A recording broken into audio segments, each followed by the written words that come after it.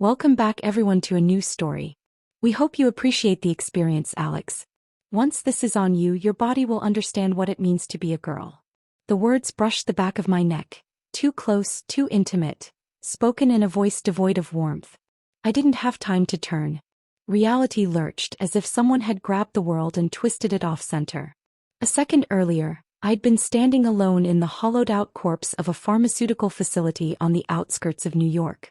Rust coated everything in shades of red and brown, dust hung thick in the air, and the place smelled like rotten forgotten ambition. My pulse thundered in my ears, fueled by adrenaline and victory. I had finally found it, the core of Black Eagle's operation.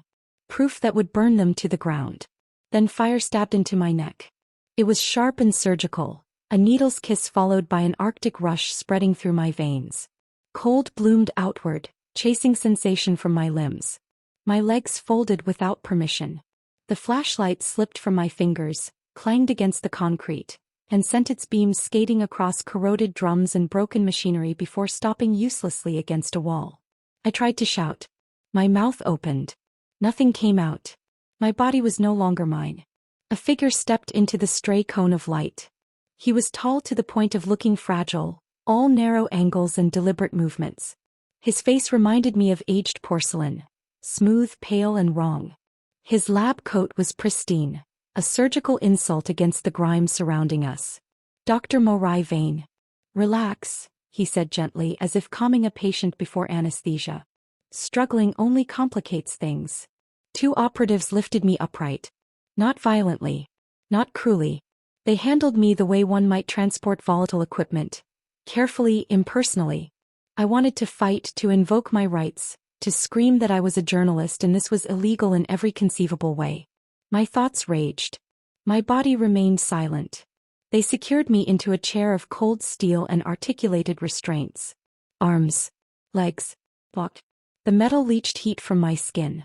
Vane circled me, eyes bright with interest but utterly free of hatred. That was the worst part. I wasn't an enemy. I was data.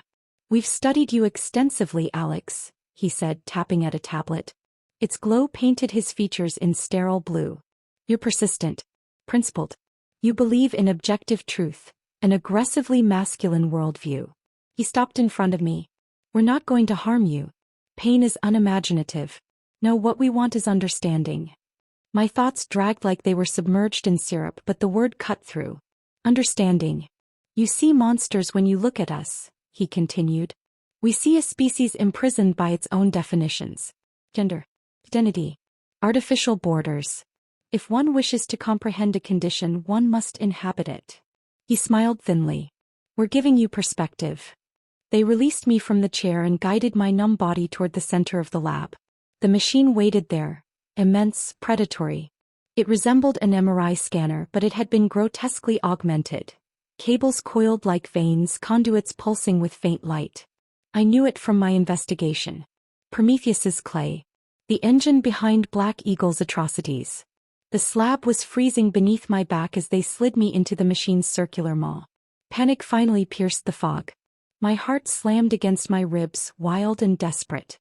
Vane leaned into view, his face inverted from my position. This isn't punishment, his voice echoed softly. It's education. When you wake up, you'll see things differently.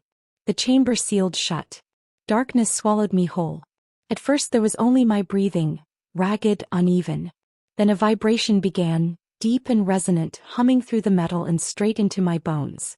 It felt less like sound and more like pressure, as though my atoms were being tuned to a new frequency. Heat blossomed in my chest and spread outward, slow and invasive. My muscles ached, not sharply but deeply, as if they were being stretched beyond memory. My hips pulled outward. My chest tightened, then burned with an unfamiliar density. Invisible forces worked me over from the inside, reshaping, rebalancing. It was intimate in the most horrifying way. Not violent but absolute. This is the drug, I told myself. A hallucination. I'm still me. I'm Alex Chen. But my nerves betrayed me, lighting up all at once in a storm of sensation. Too sensitive, too alive.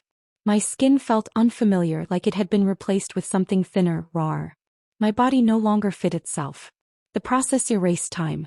There was no pain I could point to, only the sense of being dismantled. The person I had been felt provisional, like scaffolding being stripped away mid-construction. Fear burned itself out, replaced by numb astonishment. I wasn't a man anymore. I wasn't anything. I was motion. Change. Material being worked into a new shape. Then the hum died. The heat drained away. Silence rushed in. I lay there, suspended in the dark, breathing shallowly. The mind inside me was intact. Terrified, disoriented, still clinging to a name, but the body felt alien. Incorrect. As though I'd been poured into the wrong mold. They left me there. Minutes blurred into hours. When the chamber finally opened, light stabbed into my eyes. I couldn't lift my head. Hands reached in, efficient and faceless, releasing restraints and lifting me free. I didn't resist. I didn't know how. My feet met bare concrete. The cold shot straight up my legs, sharp and grounding, and I realized instantly that I was exposed. Completely. The awareness hit harder than the chill. A visceral, animal surge of shame so intense it made my vision tilt.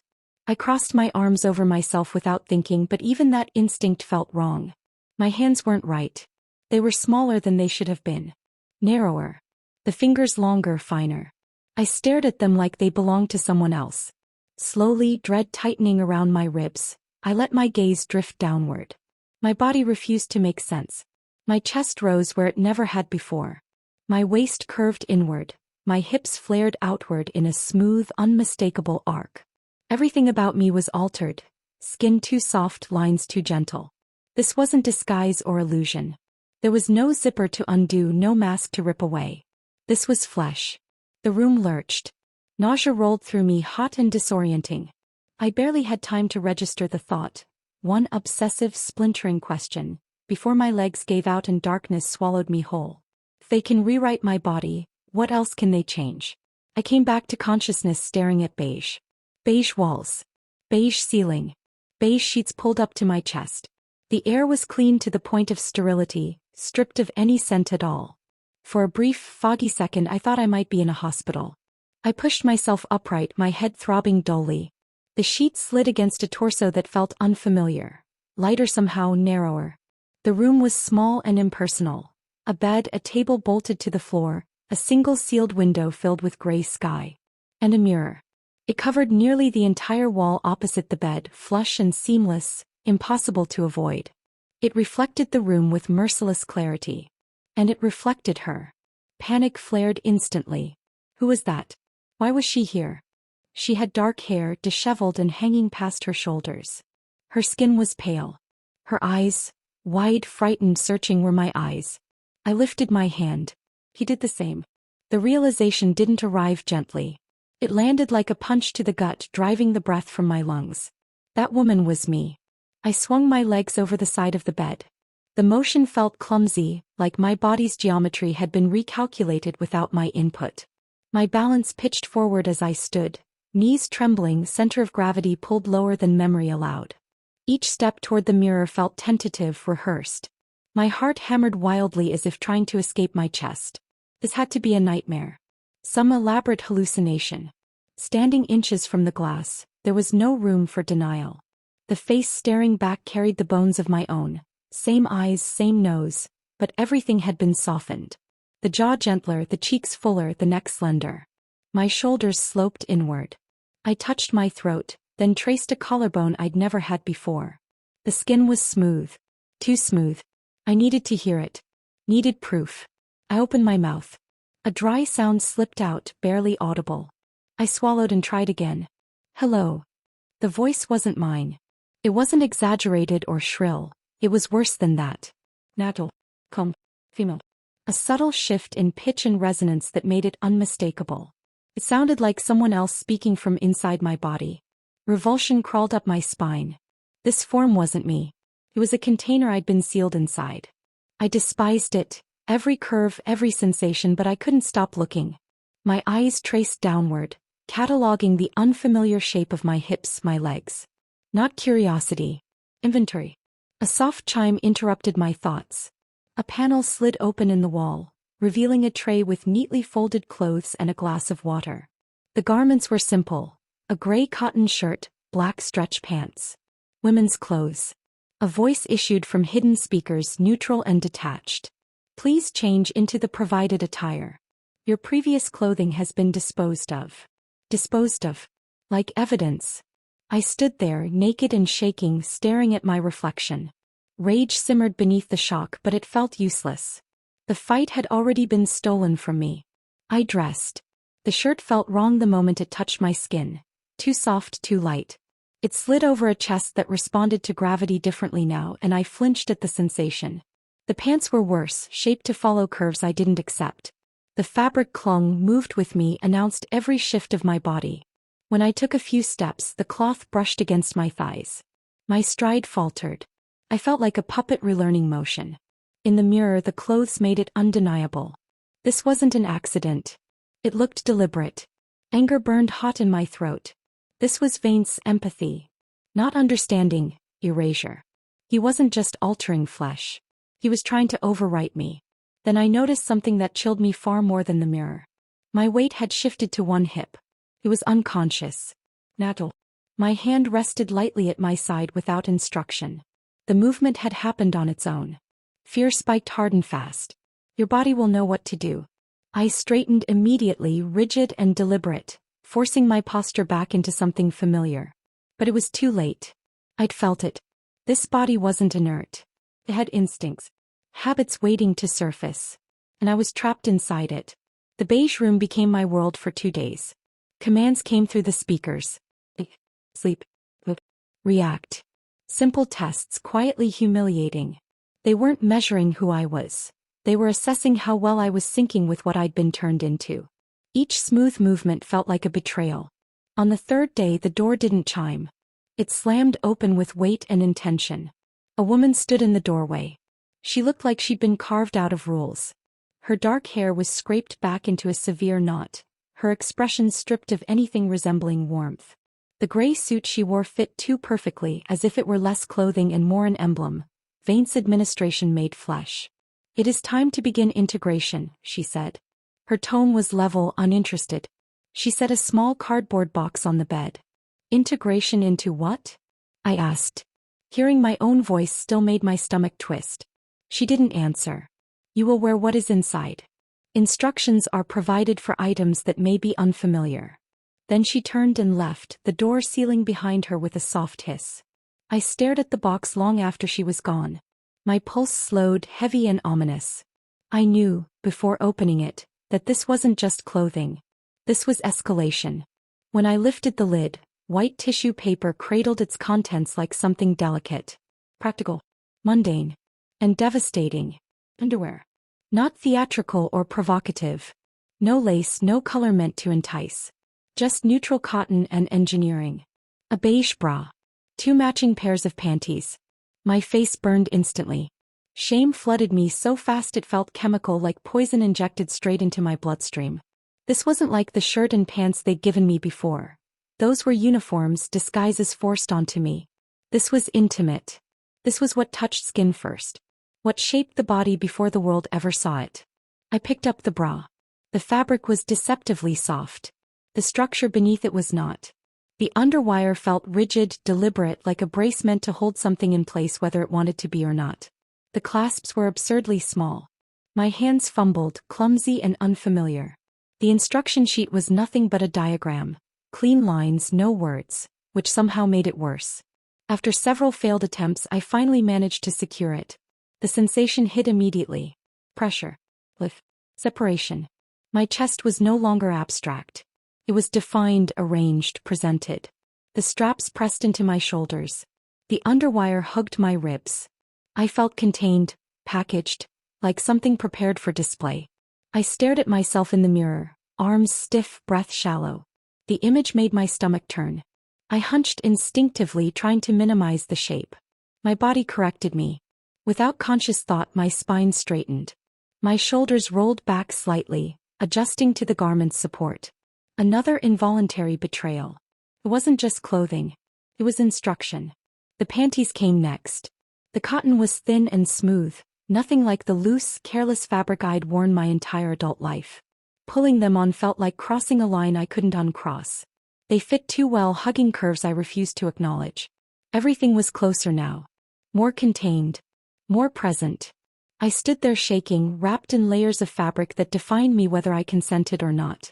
Rage burned bright and sharp, but beneath it was something worse. Order. The underwear made sense of the body, gave it structure. That frightened me more than the humiliation. A thought slithered in, uninvited and toxic. What if this stops feeling wrong? What if one day I put this on without flinching? Without anger? What would that mean? Would that be the day Alex disappears completely? The idea made my stomach drop. I looked at the woman in the mirror. She looked assembled, constructed piece by piece. Her fear was mine, but the body beneath it was beginning to feel real. An hour later, the door opened again. The same woman stood there, eyes on her tablet. Biological and postural adaptation is within projected parameters, she said, as if speaking to the room itself. Phase 2 complete. Prepare for release. Release. My voice cracked despite my effort. Release to where?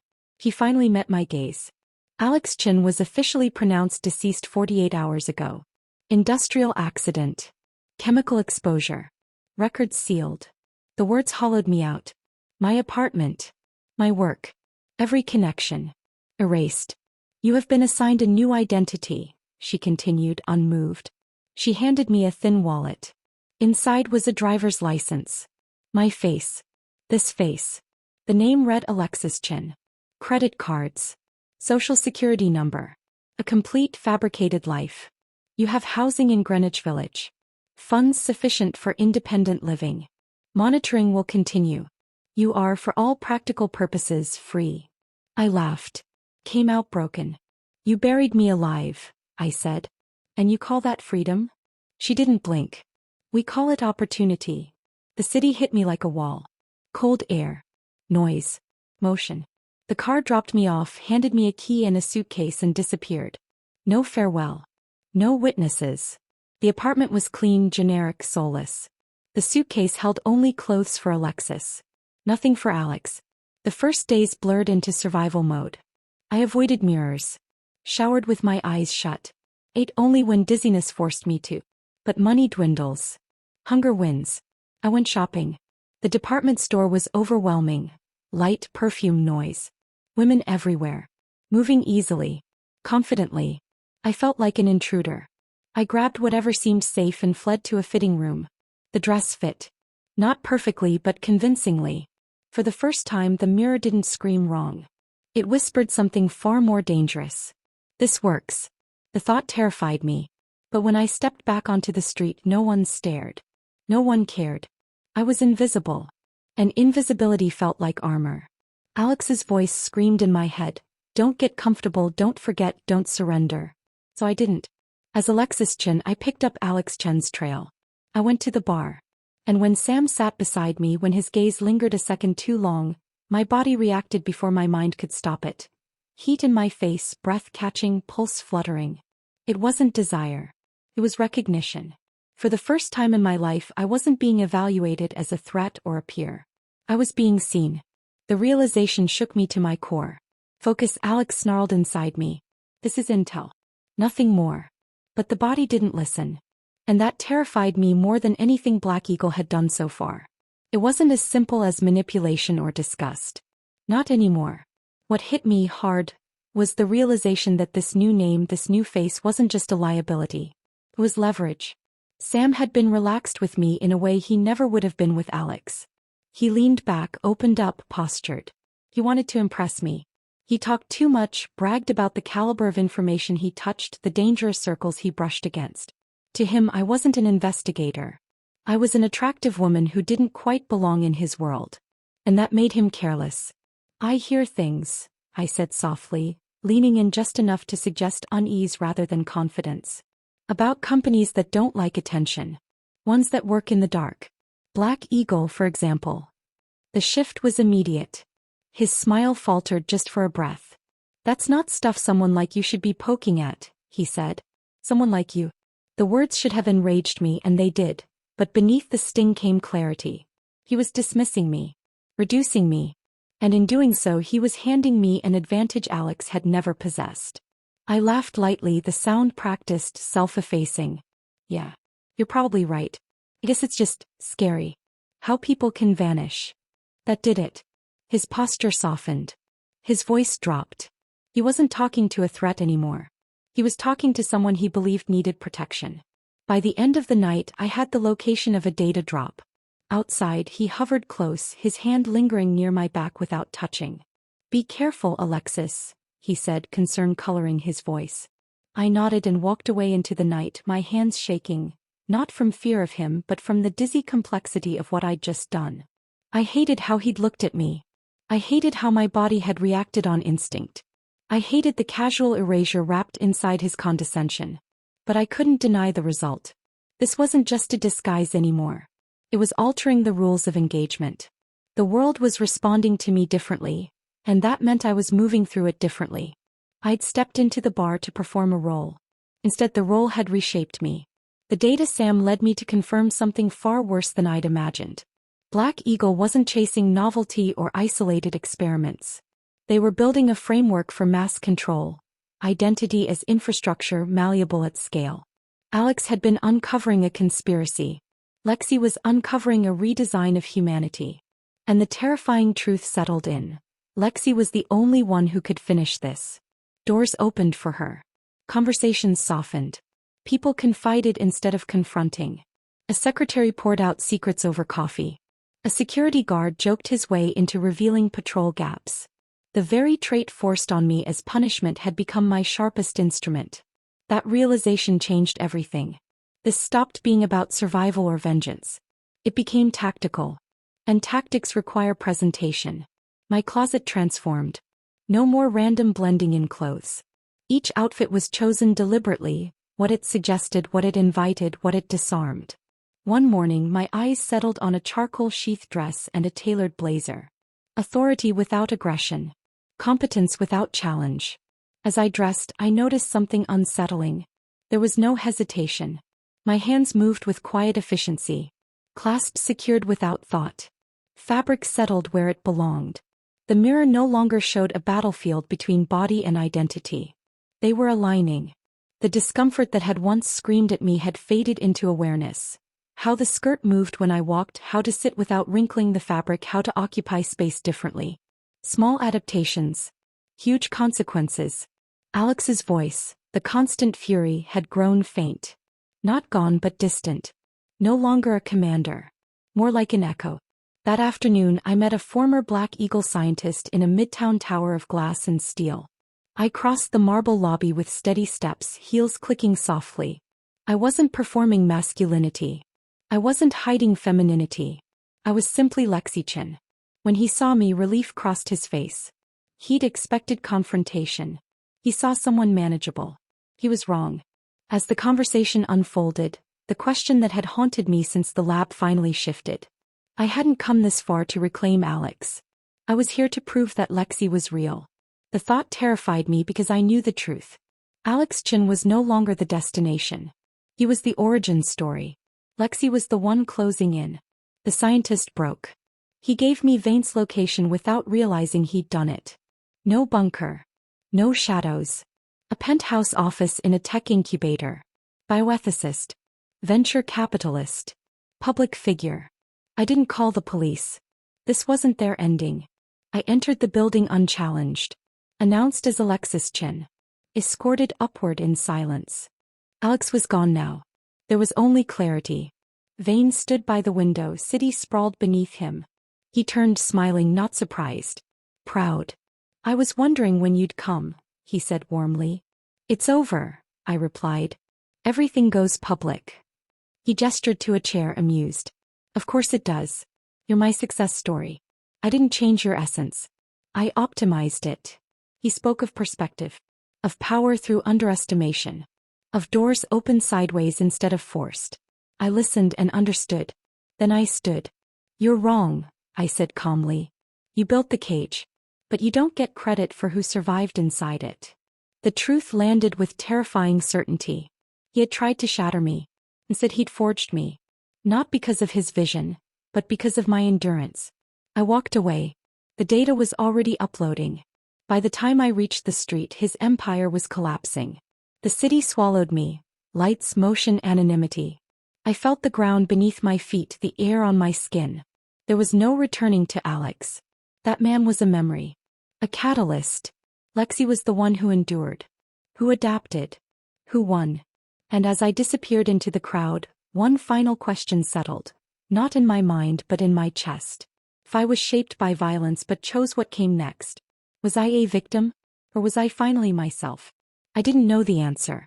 But for the first time since the lab I felt something close to peace. I wasn't anyone's creation. I was my own.